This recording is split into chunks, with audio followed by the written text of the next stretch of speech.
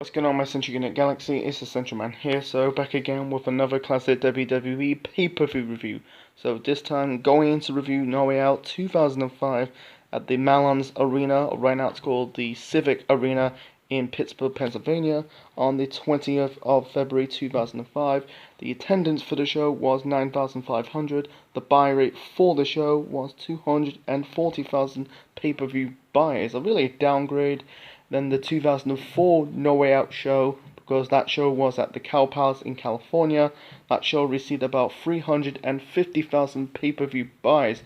The main event of that show, you had Eddie Guerrero defeating Brock Lesnar for the WWE Championship to win his one and only world title in his career before his timely death in 2005, the following year. And speaking of 2005 is one of the best years of the Ruthless Aggression era.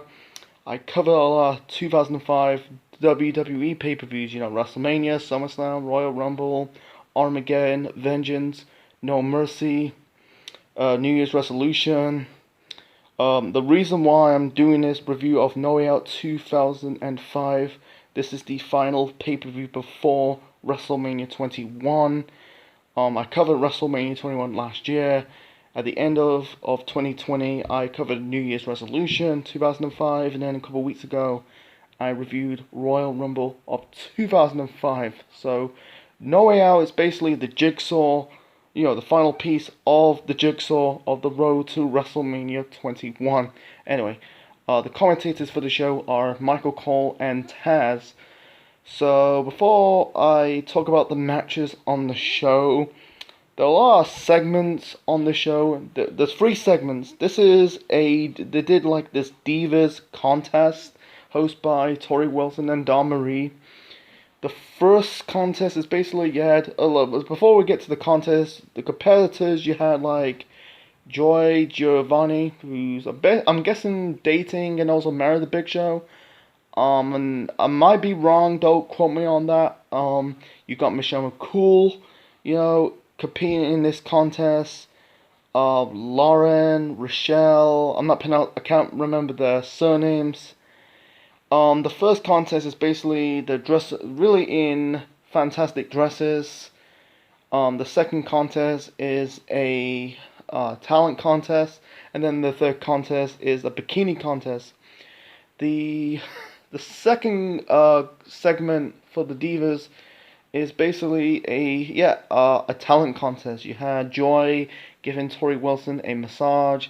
Dawn is basically, I think she was a heel, basically talking trash of the competitors in this contest. You had like Rochelle basically telling the bad jokes. And basically the fans boo at Rochelle. It's really funny that the first contest and the third got a little tiny reaction. The first one, no reaction, because the fans do not give a shit.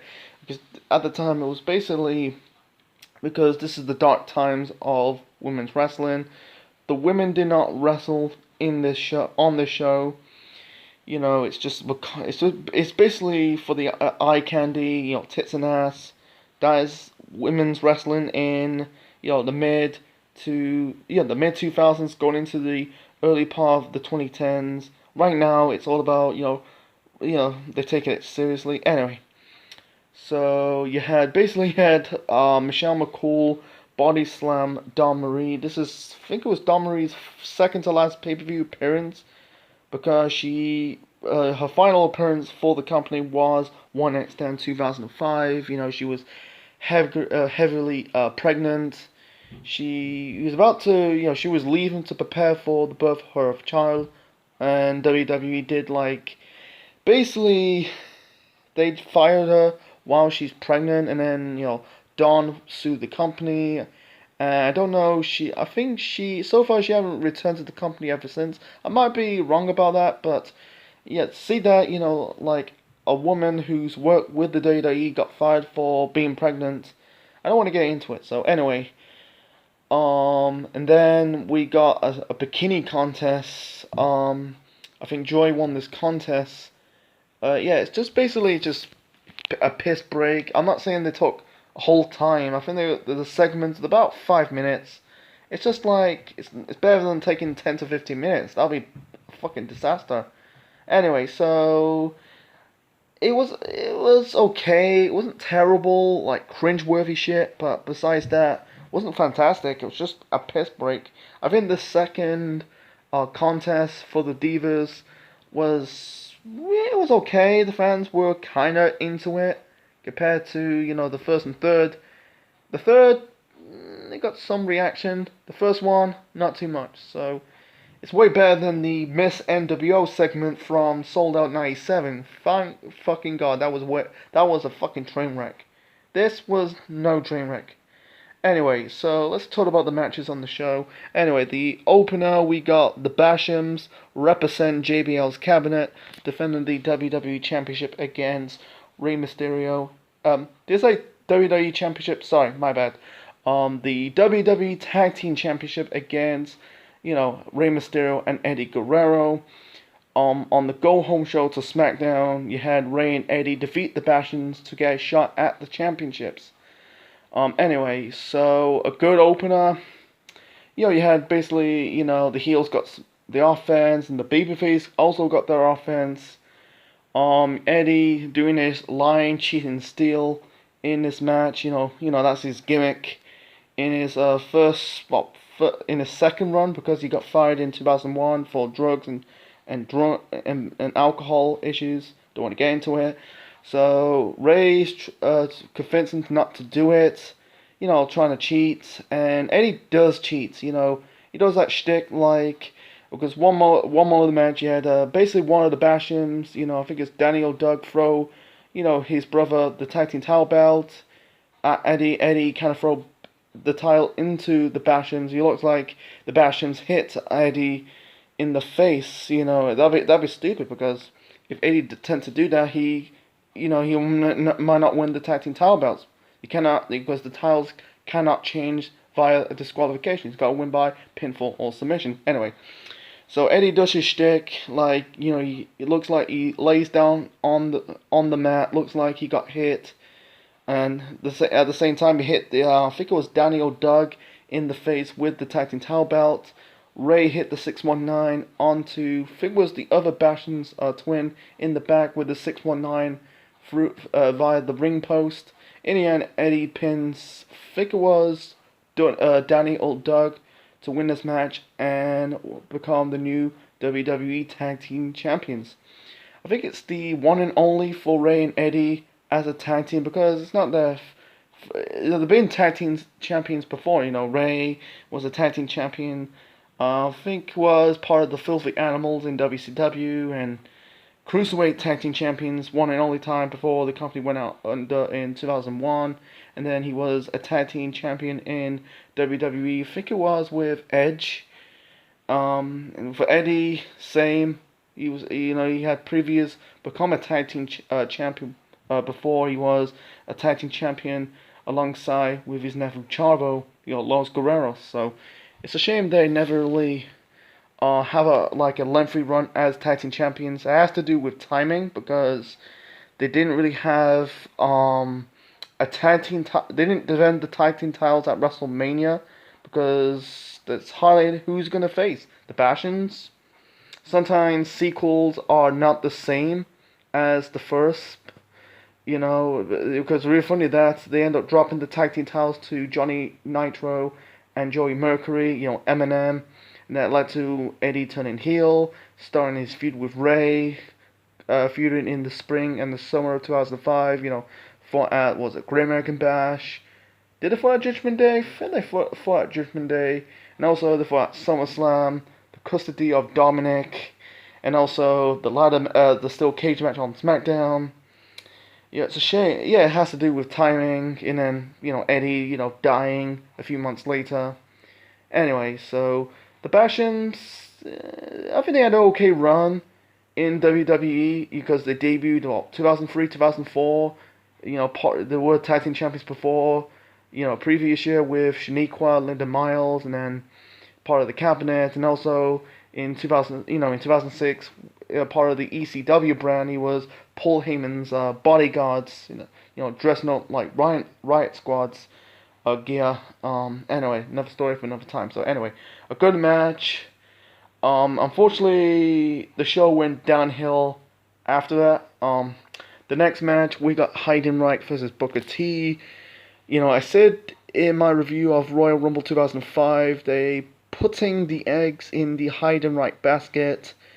You know, he's got the look, but the problem is he is a shit wrestler. He's just the drizzling shits. I don't understand why they see into Heidenreich. I don't know why they're trying to push him. They're trying to push him like being the Undertaker.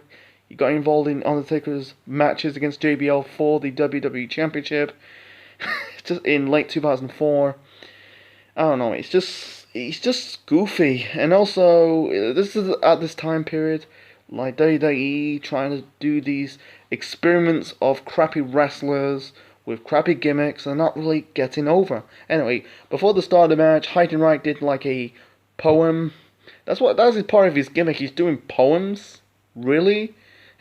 Anyway, so the match, he was facing Booker T. The match sucked. In the end, Heidenreich hit Booker T in the neck, or really in the throat with the chair. That caused a DQ, and then he put Booker T back in the ring, trying to cover him, and the referee told him to stop. He made him look like a fucking dumbass. Yeah, that is Heidenreich in WWE. Jesus Christ, man. And also he'd be part of, you know, they did the reboot of LOD, the Road Warriors, winning the tag team titles from Road Warrior Animal. Yeah, it's just what the hell they're thinking, you know, facing the Undertaker, and also teaming up with Road Warrior Animal to reform the Road Warriors, Legion of Doom, win the tag team titles. Jesus Christ, I don't understand why. Anyway. Moving on to the next match. The next match, we've got a Cruiserweight elimination match for the Cruiserweight Championship. Funaki, the Cruiserweight Champion, defended the belt against Shannon Moore, Spike Dudley, Paul London, Chavo Guerrero, and Akira. Akira is formerly known as Yang. He's a former member of a group called the Young Dragons in WCW, and also the future Jimmy Wang Yang, that he become the Asian cowboy guy. That'll be in 2006, 2007 period in WWE. Yeah, this was boring. This was shit. The fans do not give a crap about this match. They did the same format at WrestleMania 20. They did the Cruiserweight Open. That sucked. And yeah, this match sucked. It basically got wrestlers who's in this match around the corner. I thought it's going to be their version of the Royal Rumble. Two guys started. Yeah, I know it's going to be a gauntlet match, but I wish they did a gauntlet match. It'd be a little bit better. Sometimes I like gauntlet match, tag team turmoils. That's just me.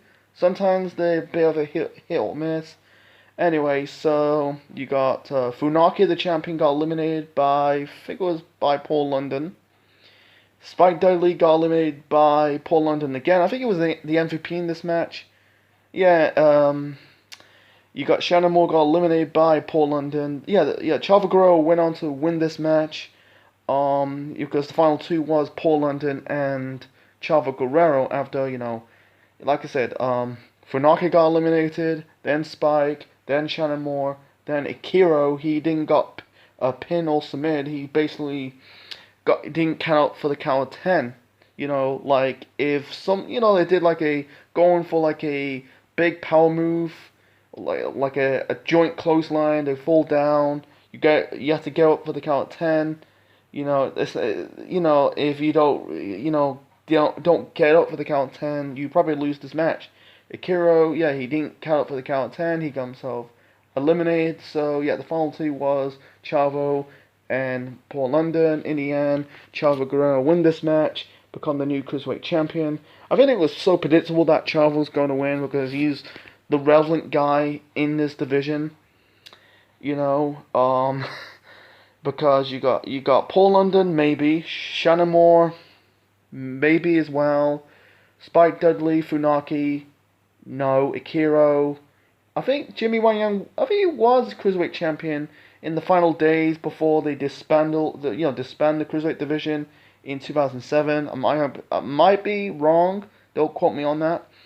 yeah, this was the beginning of the end of the cruiserweight division in WWE. You know, because you had some winners going into 2005 and 2006, like Juventud Guerrera and Shane Helms. Kid Cash, he was bland. Yeah, it was the beginning of the end. You got like in this match you had Funaki. He was a comedy act alongside Spike Dudley. Yeah, he was part of the Dudleys, but he's more of a hardcore title guy instead of a cruiserweight guy. That's just me. Funaki was part of he's part of Kaientai in the Attitude Era with alongside, Taka Michinoku and Togo. Was it Yamazaki?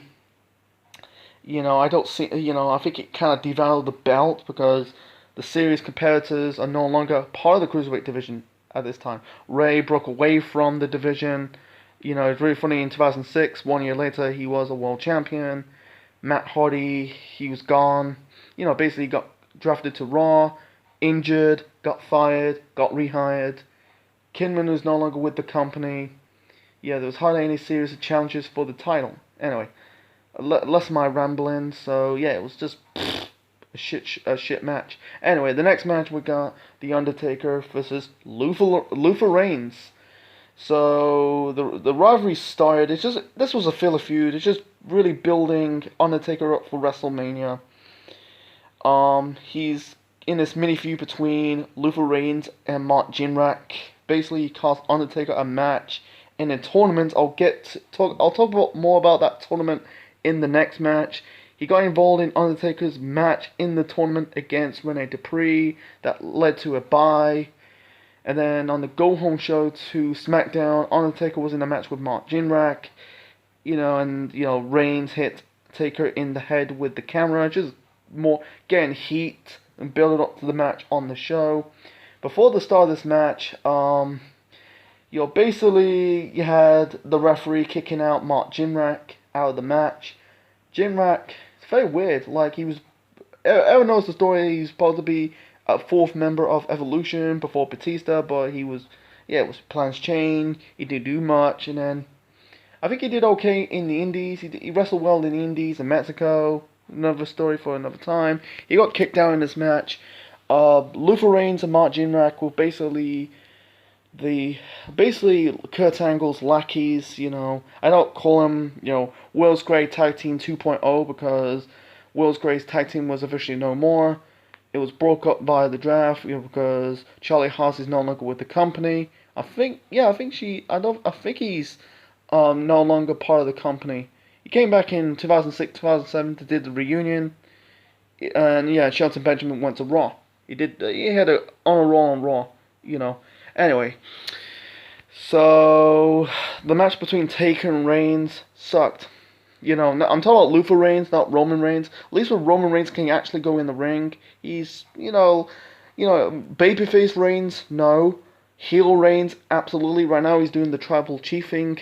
Anyway, Luther Reigns, man, similar to Heidenreich. I don't know what they see in him. I think that just like he's got this, basically they got the size, but unfortunately just lack of personality. Anyway, I think Taker kicked out of the swinging neck breaker. That was Luther Reigns' finisher. In the end, Taker just hit Luther Reigns with the Tombstone Powerdriver, and that was it. Yeah, it was just giving Undertaker something to do for WrestleMania, because everyone knows the story. The story is that it was supposed to be Undertaker and Kane, the Brothers of Destruction, taking on Snitsky and Heidenreich. I'm glad they changed the plans of the match. They go their different ways. Taker's facing Orton. Kane was in the first Money in the Bank ladder match. Imagine, the BOD, Brothers of Destruction taking on Heidenreich and Snitsky. That'll be like the difference of the landscape of the road to WrestleMania 21. I'll talk about it at the end of this review. Anyway, so moving on, that was the final crap match of the show. Moving on to basically the match of the night, we got John Cena versus Kurt Angle. So SmackDown at the time in 04, late 04, early 05 did like this tournament, a number one contender championship tournament. Winner faced the WWE champion at WrestleMania. So Cena is still the Doctor of Fuckonomics, the rapper.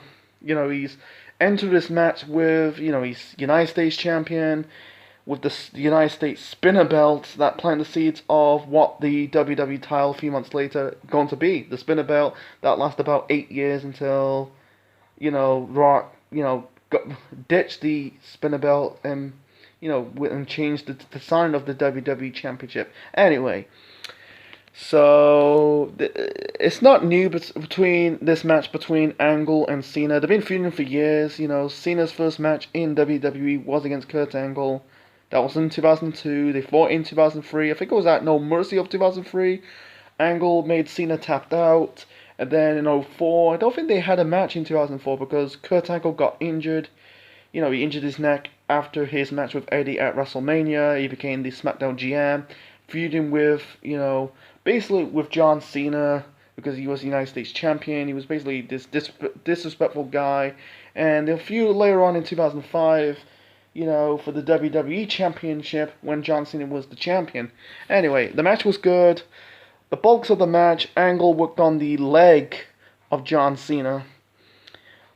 He was trying to, he's trying to hit, because one more of the match, Cena hit, really trying to hit Angle with the FU. Cena, really Angle kicked out of the FU. In the end, Angle trying to hit Cena with his chain, but it backfired. Cena hit Angle with another FU to win this match and become number one contender for the WWE Championship. Who will face Cena at WrestleMania in the main event? Yeah, this was good. They both have good chemistry. It was a bit physical. Like Cena, fighting JBL. Fighting Angle. Sorry, man. Why I keep saying JBL? I'll get to JBL a little bit shortly. Fighting Angle in the announce table, be a little bit physical. Angle was a little bit physical as well. Angle. I don't know. This was because in going into 2000s, into the mid to late 2000s, Angle will be, in that peak, was it drug addiction period? High on drugs. His body's starting to break down. That could be the reason why he's a bit, angry, a bit vicious. You got in that ruthless streak. Cena can be in his ruthless streak sometimes in his matches. They did click. It was a good technical wrestling match. Cena was still green. He wasn't shit. He was still not Big Match John yet. So moving on to the main event. So we got JBL, the WWE Champion, defending the belt against the Big Show.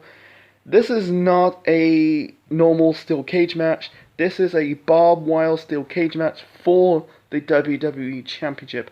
So Teddy Long, the SmackDown GM at the time, basically announced the match after JBL successfully retained the title after that shenanigans in the triple threat match at the Royal Rumble. Unfortunately, Big Show is a non-factor going into it. It's more focused on JBL and Batista because Batista won the Royal Rumble match the following month. Yeah, basically, you thought it's going to go into that direction. Batista is going to challenge JBL for the championship at WrestleMania. You had basically JBL trying to run over Batista with the limo. Triple H, pushed him out of the way. You had basically, Batista basically smashing JBL's limo. You thought it was going that direction, but unfortunately that's not the case. It's just more focus.